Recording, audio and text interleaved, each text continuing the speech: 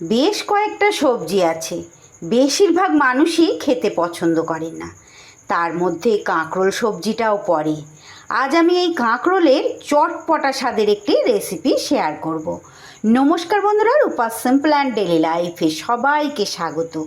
কাঁকরোল তো সবসময় ভাজা করেই খান, একবার এভাবে তৈরি করে দেখুন, ভাত বা রুটির সাথে কী যে ভালো লাগবে। যারা কোনো দিনও কাঁকরোল খেতে চান না, সেও দেখবেন চেয়ে চেয়ে খাবেন, এতটাই লোভনীয় হয়। তাহলে চলুন দেরি না করে রেসিপিটি শুরু করি। নিরামিষ কাঁকরোলের রেসিপির জন্য এখানে আমি দেখুন 3-4টে কাঁকরোলকে এইভাবে লম্বা করে টুকরো করে কেটে নিয়েছি। অনেকে কাঁকরোলের খোসা চেঁচে পরিষ্কার করে নেন, আমি কিন্তু সেটা করিনি।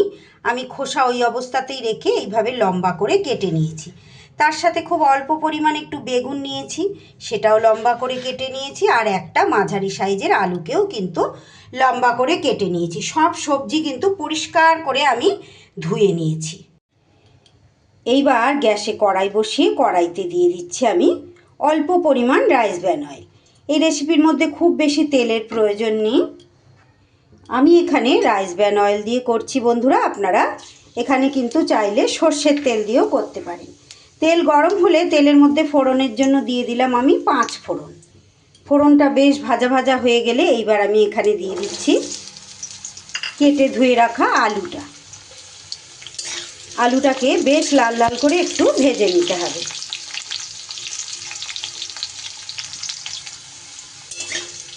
একদম অতি সাধারণ একটি রেসিপি, কিন্তু ভীষণ খেতে সুন্দর হয়। ছোটরাও দেখবেন কি মজা করে খায়, আমার বাড়িতে তো খাই।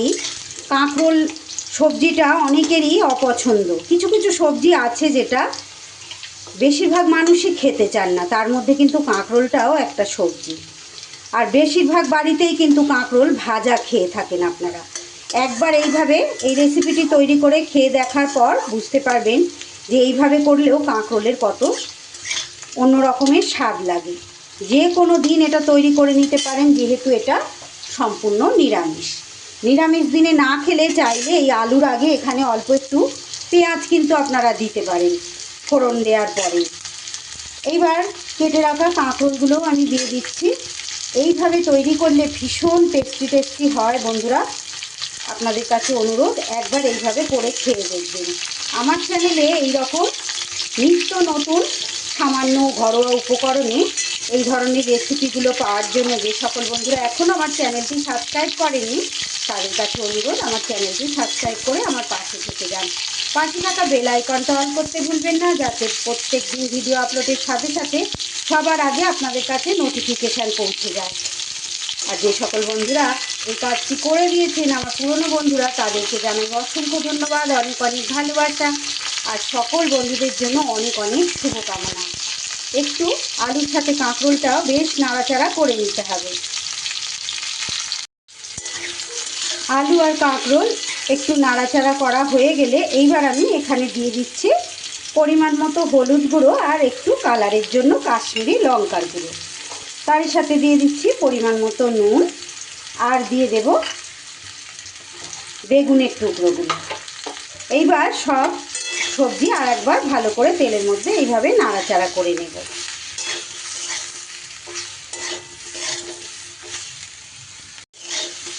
একটু কয়েক সেকেন্ড এইভাবে নাড়াচাড়া করে নিয়ে এইবার এখানে আমি জল দিয়ে দেব।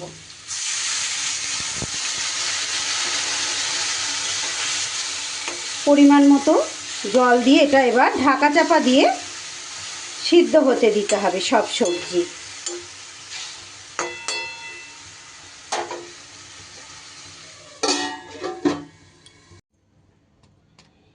এইদিকে মিক্সির বাটিতে এবার আমি একটা মশলা রেডি করে নেব।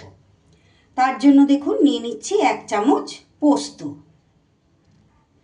আর ওই চামচেরই হাফ চামচের একটু বেশি কালো সর্ষে, আর নিয়ে নিচ্ছি ওই রকম একই পরিমাণ হাফ চামচের একটু কম সাদা সর্ষে। সবার আগে এটা একটু গুঁড়ো করে নেব।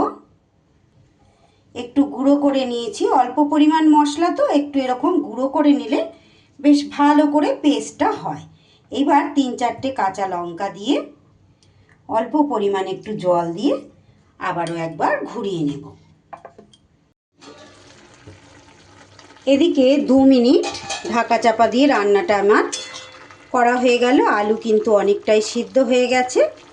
এইবার যে মশলাটা আমি পেস্ট করলাম সেইটা দিয়ে দিচ্ছি। এই পর্যায়ে মশলাটা দিয়ে দিতে হবে। মিক্সির বাটিটা ধুয়েও একটু জল আমি এখানে অ্যাড করে দেব, দিয়ে আবারও ঢাকা চাপা দিয়ে রান্নাটা করে নেব। মশলা দেবার পর 4 থেকে 5 মিনিট ঢাকা চাপা দিয়ে রান্নাটা আমি করে নিলাম। দেখুন মশলা বেশ অনেকটাই গায়ে মাখা মাখা হয়ে গেছে। খুব অল্প উপকরণে, অল্প সময়ে, অল্প পরিশ্রমে দারুণ চটপটা স্বাদের একটা রেসিপি বন্ধুরা।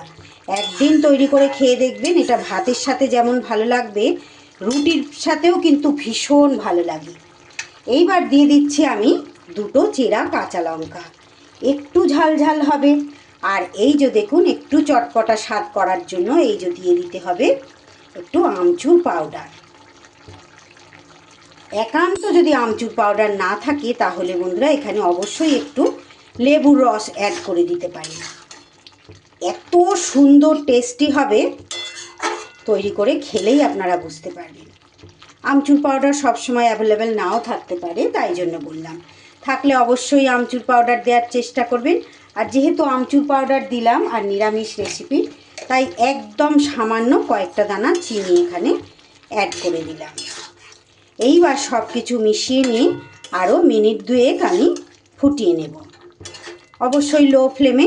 দেখুন দেখেই মনে হচ্ছে না কতটা লোভনীয় হয়েছে। খুব ভালো হয় খেতে, অবশ্যই একবার ট্রাই করে দেখতে পারেন। রেসিপি ভালো লাগলে প্লিজ বন্ধুরা একটা লাইক করে দেবেন, ছোট্ট একটা কমেন্ট করে জানিয়ে যেতে ভুলবেন না আপনাদের কেমন লাগলো। একটা লাইক আর একটা কমেন্ট আমাকে প্রত্যেক দিন নতুন নতুন রেসিপি তৈরি করতে উৎসাহ যোগায়, আর আমার ভিডিওটাকেও কিন্তু অনেক মানুষের কাছে পৌঁছে দেয়।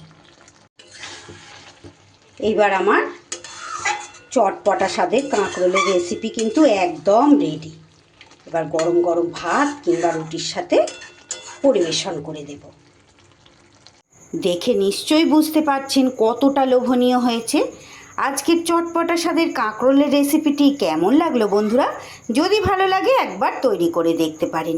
আর একটা লাইক, কমেন্ট, শেয়ার ও সাবস্ক্রাইব করতে ভুলবেন না কিন্তু।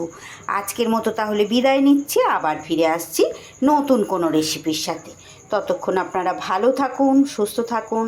ধন্যবাদ।